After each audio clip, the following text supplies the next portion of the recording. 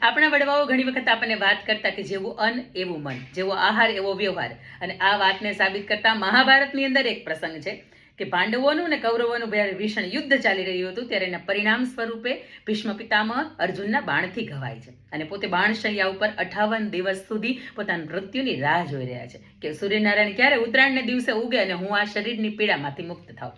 પરંતુ એ સમયગાળાની વચ્ચે યુધિષ્ઠિર, અન્ય ભાઈઓ અને દ્રૌપદીજી એમની પાસે રાજધર્મ શીખવા માટે જાય છે. પણ દ્રૌપદીજીના મનની અંદર એક સવાલ થાય છે અને ભીષ્મ પિતામહને પૂછે છે કે પિતામહ, આપની આજ્ઞા હોય તો મારે એક સવાલ પૂછવો છે. એની અંદર ક્રોધે ભરાયા વિના, ગુસ્સે થયા વિના મને તમારા સવાલનો જવાબ આપવાનો છે. અને ત્યારે ધર્મની વાતો કરી રહેલા ભીષ્મ પિતામહ છે એ કહે છે કે હા, પૂછો ને બેટા, શું તમારે મને પૂછવું છે? અને ત્યારે દ્રૌપદીજી પૂછે છે કે દુશાસન જે સમયે મારા વસ્ત્રોનું હરણ કરી રહ્યો હતો, મારા વાળ પકડીને ભર સભાની અંદર મને જ્યારે નિર્વસ્ત્ર કરવાની કોશિશ કરી રહ્યો હતો, ત્યારે તમે આ ધર્મની વાતો કેમ નહોતા કરતા? ત્યારે તમારો ધર્મ છે એ ક્યાં ગયો હતો? અને ત્યારે ભીષ્મ પિતામહ શાંતિથી જવાબ આપે છે કે ત્યારે હું દુર્યોધનનું અન્ન ખાઈ રહ્યો હતો, મારા શરીરની અંદર દુર્યોધનનું રક્ત છે એ વહી રહ્યું હતું અને એ રક્ત અર્જુનની બાણથી વહી ગયું છે અને આજે એટલા માટે હું ધર્મની વાત કરી રહ્યો છું. મારે આપને પણ કહેવું છે કે ભીષ્મ પિતામહ પણ અન્નના ઋણમાંથી મુક્ત નથી થયા, તો એવા જ વ્યક્તિઓનું પેટની અંદર નાખજો